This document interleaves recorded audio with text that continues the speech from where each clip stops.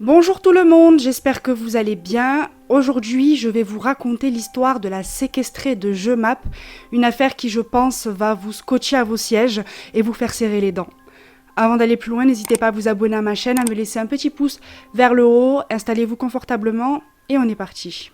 Quand Raymond Fierin, 16 ans, croise le regard de Jocelyne Simon, 26 ans, c'est le coup de foudre immédiat. Enfin, pour lui, puisque pour Jocelyne, il est hors de question de céder au charme d'un adolescent. « Tu pourrais être mon fils », lui disait-elle en rigolant, tout en le repoussant gentiment. Mais Raymond n'est pas du genre à abandonner, et à force d'insistance, Jocelyne finit par tomber sous le charme de ce blondinet un peu maladroit mais sympathique. Rapidement, ils s'installent ensemble dans une maison à Colfontaine, une petite commune belge de 20 714 habitants, entre Mons et la frontière française. Entre les deux, c'est vraiment l'amour fou. Tout est beau, tout est rose. Raymond est ouvrier et Jocelyne, elle, fait des ménages. Lui est un grand passionné de moto, mais malheureusement, tout va basculer le jour où il va insister pour que Jocelyne l'accompagne lors d'une de ses balades en mobilette. Ce n'est pas trop le truc de Jocelyne, donc au début, elle refuse. Mais on l'a vu au début, Raymond n'est pas du genre à abandonner, il insiste et insiste encore, et Jocelyne finit par céder pour les beaux yeux de son homme. Malheureusement, alors qu'il traverse une rue étroite, Raymond perd le contrôle de sa mobilette et percute violemment une rangée de boîtes aux lettres. Le jeune homme va bien, mais Jocelyne est gravement blessée. Et malgré les efforts des médecins et les multiples opérations, Jocelyne perdra un œil. Et c'est à partir de ce moment que tout va voler en éclats dans leur couple. Raymond culpabilise et commence à boire, beaucoup. Il ne se lève plus pour aller au travail, et fatalement, il finit par se faire renvoyer de son travail d'ouvrier. Alors, il se met à tourner en rond dans la maison, à ruminer, et ça le rend violent. Après 10 ans de vie commune, Jocelyne ne supporte plus la situation et tout en prenant son courage à deux mains, elle décide de quitter Raymond. Elle n'a aucune situation, pas de famille, sa mère a coupé les ponts avec elle, mais elle préfère tout plaquer que de continuer à vivre dans cette ambiance. Au début, pour s'en sortir, elle dort à droite et à gauche chez des amis et elle a repris les ménages en complément de ses maigres allocations d'adultes handicapés. Mais ça ne suffira pas puisqu'en 2011, Jocelyne est officiellement à la rue. Et il est très difficile, notamment pour une femme, de dormir dehors. Mais après 3 mois de galère, Raymond retrouve sa trace, par hasard. Il ne peut que constater la situation précaire de son ex-compagne et il refuse de la laisser comme ça. Pas après tout ce qu'ils ont vécu. Alors, il va lui proposer gentiment de l'héberger chez lui, le temps qu'elle se refasse. Mais ce que Raymond omet de dire, c'est qu'entre-temps, il avait refait sa vie avec une certaine Nadia Dufrane. Et évidemment, il ne lui a pas demandé l'autorisation avant d'accueillir son ex sous leur toit. Et comme on peut s'y attendre, Nadia est loin d'être ravie. De toute façon, Nadia est ce qu'on peut appeler un sacré numéro. Les cheveux noirs, le visage fin et le regard tranchant, elle est bien connue dans les environs pour sa violence et ses manipulations. Tout le monde la craint et même ses parents, à qui elle a abandonné ses 2 enfants en bas âge qu'elle a eus d'une précédente union. C'est une ado puis une jeune femme instable, irresponsable et au QI limité, qui vit comme elle l'entend et s'en fiche de ce que les autres pensent. Jalouse de surcroît, elle ne compte certainement pas se coltiner Jocelyne dans les pattes. Un jour, elle soupçonne Raymond et Jocelyne d'avoir eu une liaison dans son dos sous son propre toit. Et c'est comme ça qu'elle a eu cette idée. Jocelyne n'a qu'à partir vivre chez ses parents, puisque sa chambre est libre depuis qu'elle est partie. Est-ce que Raymond trouve cette idée géniale, ou bien est-ce qu'il n'a pas vraiment le choix ? Quoi qu'il en soit, le 5 janvier 2012, Jocelyne est conduite chez Christian Dufrane et Cathy Fissiot, les parents de Nadia, et la vie de la jeune femme dans cette petite maison de briques avenue François-André, une zone sensible de Jemap, va rapidement tourner au cauchemar. Jemap est une localité d'environ 10 378 habitants, rattachée à Mons et un peu considérée comme la banlieue industrielle. Les Dufrane y sont installés au 6 rue François-André, dans une petite maison de briques. On ne peut pas dire que la famille Dufrane ait très bonne réputation dans la ville. Cathy, la mère, est obèse et dépressive. Elle reste entre 4 murs et ne peut pas faire grand-chose. Christian, le père, est couvreur en arrêt maladie. Comme sa fille, il a un quotient intellectuel très bas et il passe ses journées et ses nuits sur le canapé du salon, la télécommande greffée à la main. Leurs 3 grands-fils, dont l'un se prénomme Jackie, vivent encore sous le même toit et s'ajoutent à ce petit monde les 2 enfants que Nadia a abandonnés à ses parents. 7 bouches à nourrir à l'aide des aides dont bénéficie le couple. Ce sont aussi 7 personnes obligées de cohabiter dans cette étroite maison, dont je vous laisse imaginer l'ambiance, un quotidien rythmé par les cris, les injures et la vaisselle cassée. C'est donc le 5 janvier 2012 que Jocelyne fait la rencontre de tout ce petit monde. En échange de l'hospitalité, du gîte et du couvert, elle s'engage à aider dans la maison. Mais bon, rapidement, elle devient un peu la bonne à tout faire. C'est elle qui est en charge des 2 enfants de Nadia, qui est en charge de la cuisine, du ménage et des courses. Une charge assez pénible pour Jocelyne, qui, je le rappelle, est handicapée depuis son accident de mobilette, mais ce n'est pas grave. Elle, ça lui va bien, et petit à petit, elle arrive même à se faire accepter dans le foyer. Ce qui n'est pas du tout du goût de Nadia, qui voyait déjà Jocelyne comme une rivale amoureuse, alors si en plus elle lui piquait ses parents. 15 jours à peine après l'emménagement de Jocelyne chez les Dufrane, la voilà qui déboule en furie et qui insulte copieusement ses parents. « T'es qu'un sale bâtard! Tu préfères cette grosse à moi, ta fille ?» lance-t-elle à son père avant de se ruer directement sur Jocelyne, de la faire basculer au sol et de lui flanquer un coup de pied directement à la bouche. Jocelyne ne réplique pas et à vrai dire, personne ne va s'interposer entre les 2 femmes. Au contraire, Cathy félicite sa fille pour sa force. Ce premier incident marque le début de 3 mois entiers de sévices et de tortures en tout genre. Tout d'abord, c'est Nadia qui va rendre visite quotidiennement à ses parents, ou plutôt à son punching ball. Les insultes et les coups pleuvent. Gifles, coups de pied, tirage de cheveux. La violence est telle que Jocelyne y laisse des dents. Mais rapidement, tout le monde se met à se défouler sur la femme sans défense pour un oui, pour un non. On jette des déchets par terre et en guise d'humiliation, on oblige Jocelyne à tout ramasser et à tout nettoyer. Christian la gifle si elle ne répond pas assez vite à ses questions. Raymond, Nadia et ses parents, son frère Jackie, tout le monde s'y met, et même les voisins. Un jour, Raymond débarque avec un ami à lui, un certain Nicolas Saucé, 19 ans, qui connaissait à peine Jocelyne de vue, mais qui ne s'est pas gêné pour distribuer les gifles. Et une certaine Annick Peters, voisine de la famille, s'est aussi joint au tortionnaire. Un soir, elle écrase sa cigarette sur la poitrine de Jocelyne, puis elle revient avec son fils de 13 ans, qui lui aussi tape sur la malheureuse, la jette au sol et lui saute dessus. C'est un peu comme si tout le quartier s'était fait passer le mot qu'on pouvait se défouler sans problème sur Jocelyne. Une femme de ménage, habitant la rue, s'est aussi joint aux sévices. Mais attention, selon elle, elle n'aurait mis qu'un coup de pantoufle.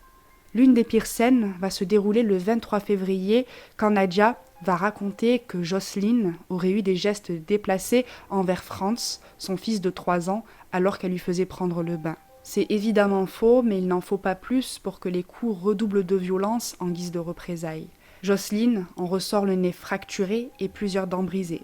On lui aurait même arraché une dent à la pince. Mais cette fois-ci, cela ne suffira pas à calmer les tortionnaires qui vont l'asseoir de force au milieu du salon avant de lui brûler les cheveux et lui raser la tête complètement. Puis, on a l'idée de tatouer des motifs obscènes sur le dos, le visage et les bras de Jocelyne.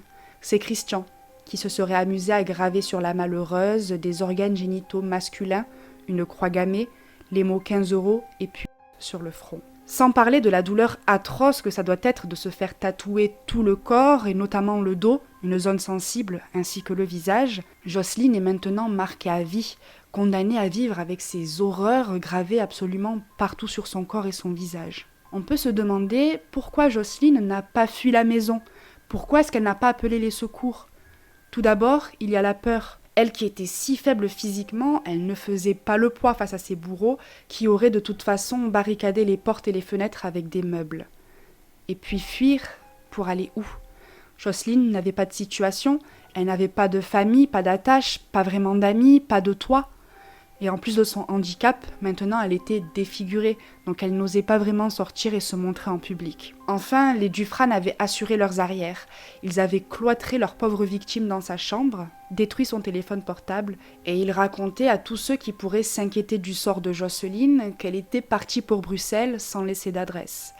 Toutefois, selon les Dufrane, il semblerait qu'elle avait le droit de sortir pour aller faire des commissions, sortir les poubelles ou aller à la banque, et c'est ce qui va la sauver. Le 12 mars 2012, voilà plus de 2 mois que Jocelyne est torturée quotidiennement par ses bourreaux. Et alors qu'elle sort les poubelles, elle tombe sur le neveu de Christian qui était là par hasard et il reste complètement choqué par l'état de la pauvre femme.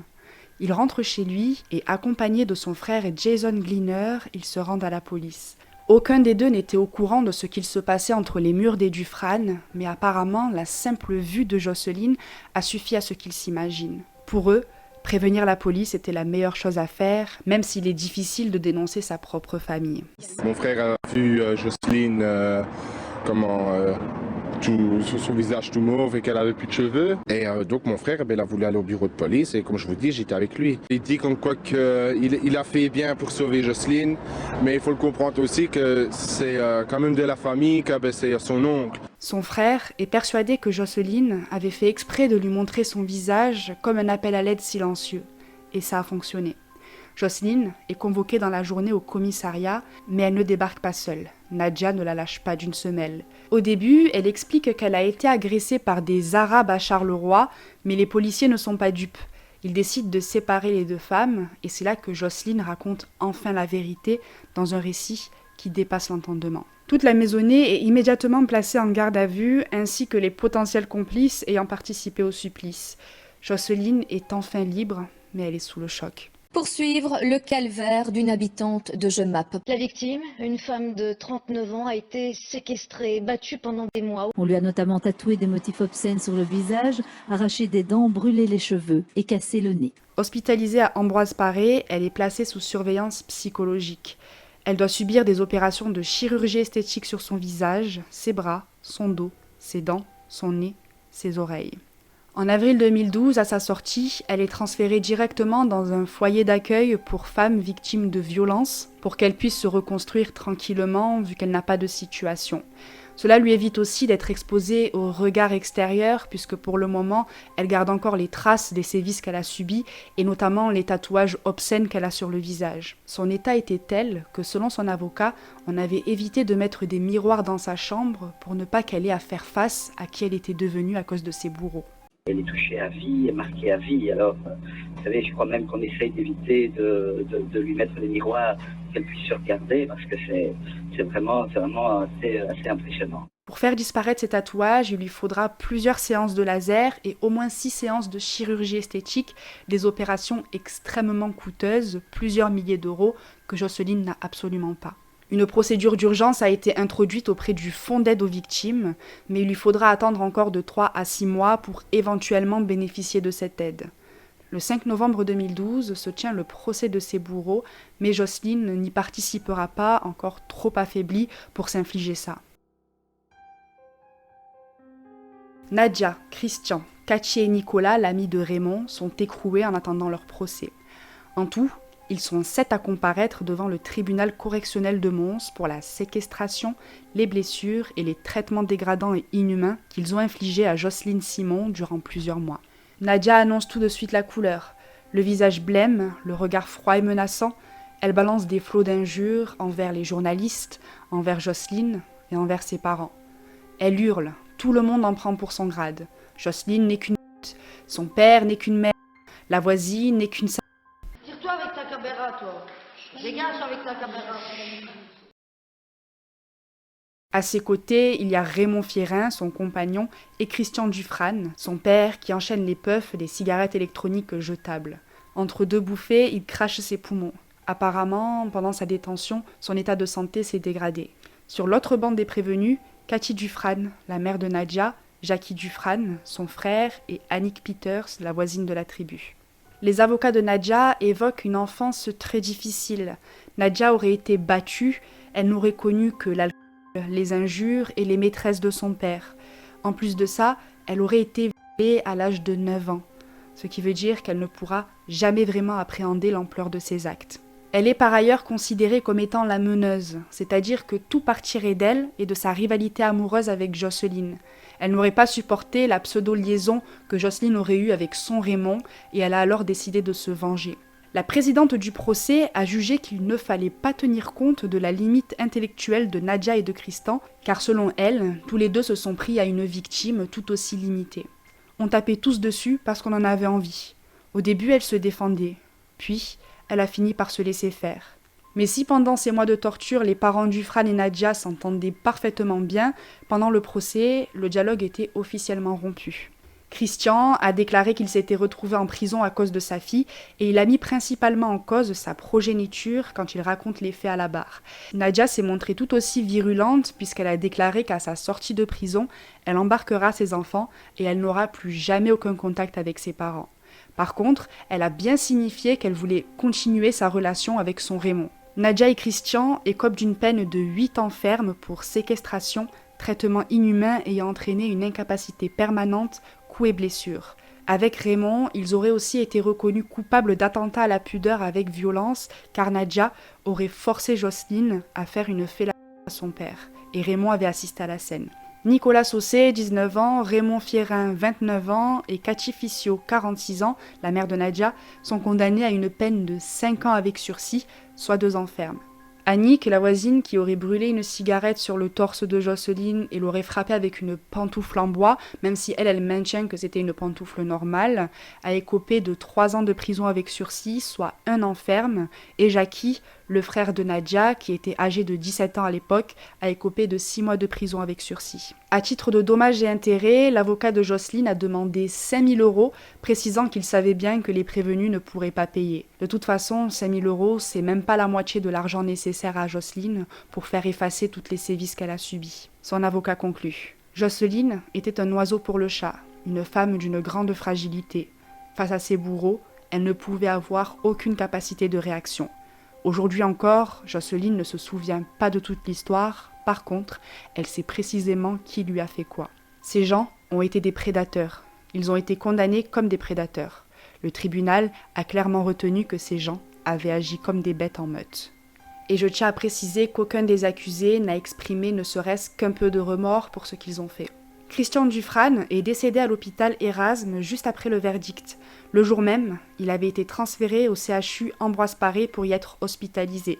Sous les verrous depuis son arrestation en mars, il avait déjà de graves problèmes respiratoires et suivait un traitement médical en prison, mais cela n'a pas suffi. Ses problèmes respiratoires se sont aggravés au fil des mois. D'abord hospitalisé dans l'hôpital Montois, il a été transféré en urgence pour y subir l'opération de la dernière chance, mais il a été emporté par une pneumonie. Nicolas Saucé est sorti de prison le 11 octobre 2012. Nadia a accouché d'un 3e enfant en prison. Les 3 enfants ont été placés le temps de l'incarcération de la femme. Âgée de 20 ans, elle était libérable début 2014. Elle et Raymond F. se sont même mariés en prison. « Je ne le quitterai jamais, c'est mon homme », avait déclaré Nadia. De son côté, Raymond, pendant ses auditions, a maintenu que s'il avait frappé Jocelyne, c'était pour prouver son amour pour Nadia. Comme quoi, cette histoire n'a entaché en rien leur relation et au contraire, ça l'a renforcée. En 2016, le média Sudinfo prend des nouvelles de Jocelyne, maintenant âgée de 44 ans. Elle les accueille avec le sourire entourée de ses chiens. Elle semble aller beaucoup mieux et ses cheveux ont bien repoussé. Mais 4 ans après, les nombreux tatouages obscènes sur son front et sur son corps n'ont pas totalement disparu et Jocelyne a encore de nombreuses séances de laser devant elle. Alors pour le moment, elle est condamnée à porter un bandeau sur son front et uniquement des manches longues. Je me sens mieux, je me sens bien, je n'y pense plus. J'essaye de mettre tous ces mauvais souvenirs de côté. Dans le quartier, on me connaît. Certains se demandent comment j'ai pu supporter tout ce qu'on m'a fait. Ils n'ont pas compris comment j'avais fait pour résister à tout ça. C'est tout ce que j'ai trouvé sur cette triste affaire qui ne semble pas avoir fait grand bruit au-delà de la Belgique. Je me suis aidée du Nouveau Détective et de quelques articles sur Internet pour mes recherches. Pour moi, 8 ans, 2 ans, 6 mois de prison, ce n'est pas assez pour avoir déshumanisé un autre être humain, l'avoir fait souffrir autant physiquement que mentalement. Parce qu'aujourd'hui, je pense que les Dufran sont sortis de prison et Jocelyne, elle, restera malgré tout marquée à vie par ce qu'elle a subi, même si elle a réussi à aller de l'avant. Alors que toute une famille soit dérangée et violente. C'est déjà choquant, mais malheureusement, ce ne sera pas la première fois que je tombe sur une affaire où une personne se retrouve à huis clos avec des sadiques. Je travaille actuellement sur une affaire où la jeune femme est aussi handicapée comme Jocelyne, et elle s'est retrouvée un peu dans la même situation, voire pire. Mais que les voisins s'y mettent, qu'un même quartier abrite autant de personnes cruelles, ça me dépasse. Parce qu'il y a eu, les Dufran, il y a eu Raymond, puis il y a eu l'ami de Raymond, et même la voisine qui est venue avec son enfant de 13 ans, vraiment c'est à peine croyable. Jason et son frère étaient finalement les seules personnes humaines de l'entourage de Nadja. Et heureusement qu'ils étaient là et qu'ils ont su mettre de côté leur lien du sang pour sauver la vie d'une pauvre femme. Et Jocelyne leur en est d'ailleurs très reconnaissante. Elle les a remerciés du fond du cœur et leur a dit que sans eux, elle n'aurait probablement pas su tenir plus longtemps. Je suis contente que la présidente de ce procès ait dit qu'il ne fallait pas prendre en compte le QI limité de Christian et de Nadja parce que Jocelyne, leur victime, était dans le même état de faiblesse. C'est vrai qu'on a tendance à parler du contexte familial, de l'état psychologique des tortionnaires, ce qui est très important, mais dans cette affaire, Jocelyne était dans le même état que ces tortionnaires, entre guillemets, mais ça n'a pas fait d'elle un bourreau. Au contraire, elle était tout le contraire des Dufrane. C'est tout pour moi, j'attends vos réactions dans la barre de commentaires, n'hésitez pas à vous abonner à ma chaîne, à me laisser un petit pouce vers le haut pour m'encourager, et si cette affaire vous a intéressé, j'espère de tout mon cœur que Jocelyne a pu se reconstruire depuis, je sais que sa mère a repris contact avec elle depuis cette histoire, là ça fait 8 ans depuis qu'on a eu les dernières nouvelles de Jocelyne, j'espère vraiment que tout va mieux pour elle, et elle mérite de réussir et d'être entourée de personnes qui l'aiment vraiment. Je vous laisse, prenez soin de vous, et on se retrouve bientôt pour une nouvelle affaire. Bye!